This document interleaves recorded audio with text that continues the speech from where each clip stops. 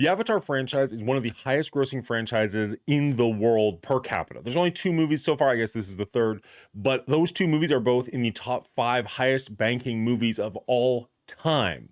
And yet, this franchise seems to get more hatred and vitriol than any other franchise that I'm aware of.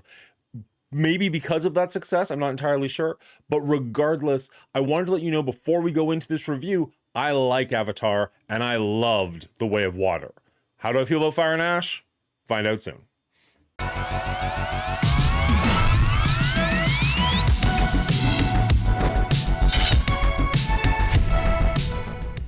Now I'm going to keep this as spoiler free as possible. On our rating, I'm going to discuss the other guys, the movie in depth. So if you've already seen it and you want to see exactly what I think, go check out the R rating episode. It'll be out probably on, we're going to talk about it on Monday night on the show. We'll probably have it edited and on the air for Tuesday. I want to try and get that out as fast as possible. But if you just want to know my thoughts on the movie without any spoilers, I will say if you liked the first 2, you will probably like this one. If you did not like the first 2, this is definitely not the movie to change your mind. From here on out, I will be discussing the tiniest of spoilers. Nothing plot reveals, but just like things in the movie, whatnot. So if you don't want any spoilers, check out now. I appreciate you. If you don't mind a little bit, move on. If you want full-on spoilers, check out our rating on Tuesday. Let's dive into this movie, though. This movie takes place literally exactly where the second movie ended. It picks up right away, like at the end of the second movie, they are attached to the underwater tree thing. That is where this movie starts. However, the first 2 movies were narrated by Jake Sully's character, Sam Worthington's character, Jake Sully. This one is narrated by Britton Dalton's character, Loak, and I think that's actually a pretty solid change. We noticed during The Way of Water that a lot of that movie was kind of taking place more from Loak. It was more like Loak's movie than Jake Sully's movie. I was okay with that. This one continues that trend a little bit further, although I'd honestly argue that this is more Kittrich's movie than Loak's even, which is a really weird thing to say because I thought that he was kind of a nothing character in the first 2 movies, and I actually wasn't even happy that they brought him back in the second one. He's my favorite character in this movie by far, by a large margin. Like I would almost go so far as to say when he and the new character Varang aren't on screen, this movie's pretty dull. When those 2 are on the screen, it's electric. So if you give me more scenes with those 2, I'm going to really enjoy this movie. All the stuff with Jake Sully and with Loak and with the whales, whatever they're called, the water tribe, all of that just feels like we've done it before. In fact, my 1-sentence review of this movie would simply be, this isn't a sequel, it's just DLC. If you're not a gamer, that like downloadable content, like when a game comes out and they just give you a little bit extra as opposed to giving you a full-on sequel. That's what this movie feels like. This feels like The Way of Water 2.5. This does not feel like Avatar 3. Did I dislike it? Not really. I didn't. There were lots in this movie that I did enjoy, but as a whole, this one didn't feel like it justified its 3-hour runtime quite as much as the other 2 movies did. A lot of what we see in this movie feels like stuff we've seen before. In fact, some of it feels like it's literally, they just took the same screenshots and used them again. I wouldn't even be surprised if they did. I'm not saying they did. I'm sure they did all original stuff, but it is that close. It is not just rehashing, it is almost mimicking the first 2 movies. Now, from an in-world perspective, that makes some amount of sense. If you're going to be going whale hunting, you're not going to drastically change up your tactics the next day. You're still just going to whale hunt. I get that. If you're, I don't want to give away parts of the movie. You flying around on your flying dragon thing, I don't remember what those things are called, or swimming underwater with the whales, you're going to do that all the same way. I get it. And it's a little bit of show don't tell in the sense that like we're still seeing the world from their perspective, but also I've already seen this world from their perspective.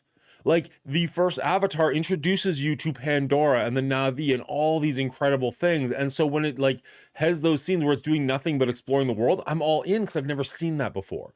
When you get The Way of Water and they're going to the water tribe and they're showing you what the underwater world of Pandora looks like, I'm all in because I love the water and that's stuff we haven't seen before.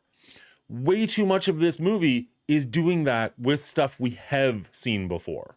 And I know there are people who complain that Way of Water was literally just Avatar over again, and Avatar was literally just Ferngully over again. I see those arguments to some extent, but I rebuke them a little bit.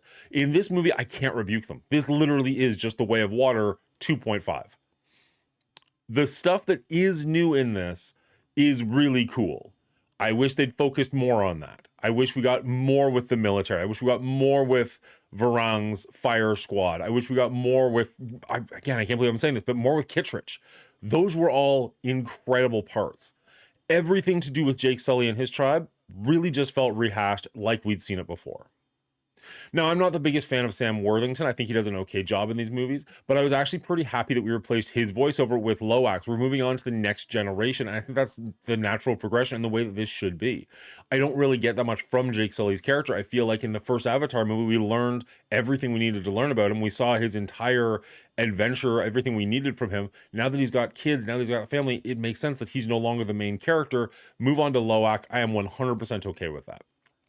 We also get a lot more Spider in this movie. He is a major factor in this for reasons I won't disclose. And I think he does a much better job in this one than he did in the last movie. I wasn't the biggest fan of his character there because he really didn't have that much to do. He was just kind of there. This one, he's gotten a lot to do, and he does a pretty good job with it. You notice, I guess this is a spoiler, but his interactions with Kittredge, we saw that in The Way of Water. We get more of it in this one.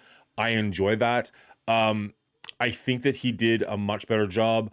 I think, again, I just think like everything with the American military, the military, very, very strong in this movie. I really like the design of their ships, their mechs, their everything.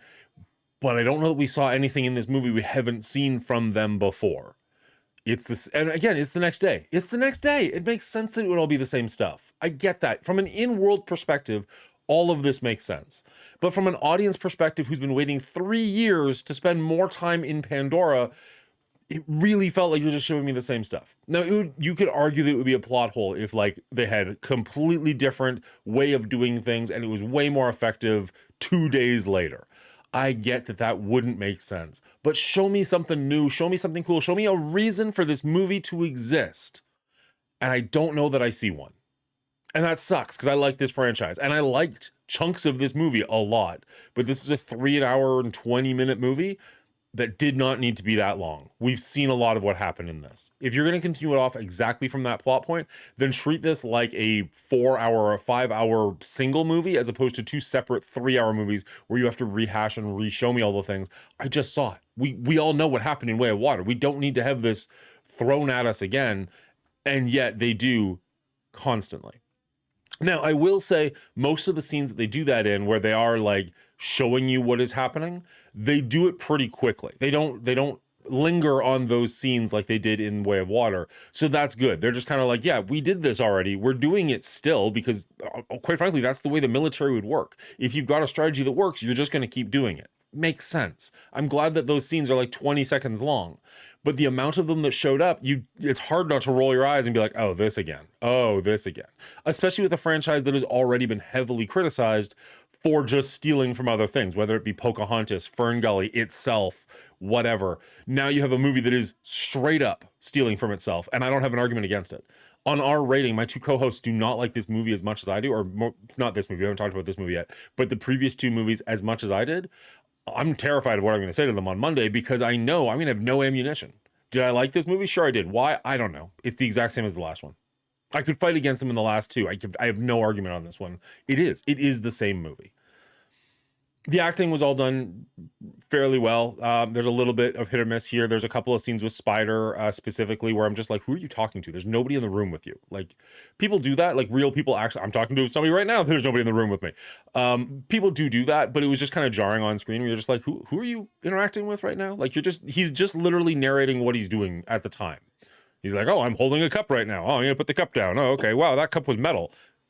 I swear to God, that's not that far off from the dialogue, right? Like, it's just that, like, why are you talking? Why, like, other than just filling the gap, why are you making noise right now?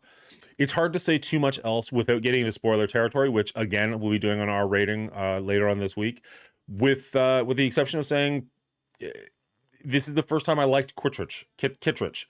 Stephen Lang's character. He did a phenomenal job. He had by far the best arc. He had by far the best lines, by far the best jokes, the best presence on screen. He was interacting with, I apologize on this one, Una Chaplin, the Varang character. She was incredible. I loved every scene she was in. She was an incredibly strong character, and I love to see the Na'vi, the both sides of the coin for the Na'vi, right? We've seen mostly negative humans with a few positive humans. We've seen mostly positive Na'vi. It was nice to get some negative Na'vi, right? Some antagonists. And I thought she did an incredible job. Very strong character, very fun to see on screen. Loved the design of her with the headdress. Everything about that was pretty much perfect. Um, the the scenes with the military, with the Fire Nation, because it's Avatar, so I guess that's what they're called. Uh, just insane. Just like that was easily my favorite parts of the movie. Everything else, fine. Zoe Saldana, actually, I will step on, did a great job as Neytiri. She's, I guess, can I spoil the second movie where their kid dies? She is still dealing with that. It's the next day, right? She is still dealing with the grief of that. And thank God they had a strong actress in that role because she does a good job with it. They don't go deep into those topics like I would kind of hope that they would. It is still a family-friendly movie, mostly family-friendly. There's some swearing, there's some violence, whatever. But there's a lot of kids in my theater too. So clearly some people think it's a family movie. But she did a really good job. I really like Zoe Saldana in all of these movies, and she's given more to do in this one than definitely since the second one, maybe about on par with what she did in the first one. Great job. Sigourney Weaver in this one, as Kiri, I think she did well. She had maybe a little bit of an accent on her in this one. I don't know if she was doing that on purpose, like not Sigourney Weaver's accent, but like she was putting one on. A little weird. I don't know why she stood out to me more in this movie than she did in the second one, but that was odd. All the other characters totally fine. No complaints, no standouts. Just, Kittredge, man, Stephen Lang owned this movie. He did a phenomenal job and was by far my favorite thing to see on screen, with Una Chaplin right behind him as Varang. Two of them were just absolutely phenomenal. If they wanted to go the direction with this movie where he becomes the lead character somehow and we leave Jake Sully behind, after this one, I'd kind of be on board with it. Anyways, there's not a whole lot more that I can say without getting into spoilers. I feel like I might have already said one or two things that maybe went a little close to the line on that one, so I'm going to end it there. I will say, like I said before, if you liked the Avatar movies, you're probably going to like this one. If you did not like the Avatar movies so far, this is not the one to change your mind. It just won't. There's not enough new here to make you go, oh, now I see what other people are saying. It is an add-on. It is, I can see why it took 13 years to make the second one and only like 2 years to make this one. I don't want to just be super harsh on it. Is this worth seeing on the big screen? Absolutely. If you're an Avatar fan, go to the theater and check this one out. It is really good. The 3D is incredible. The looks of this movie are phenomenal. Watch it on the big screen. We saw it on IMAX 3D.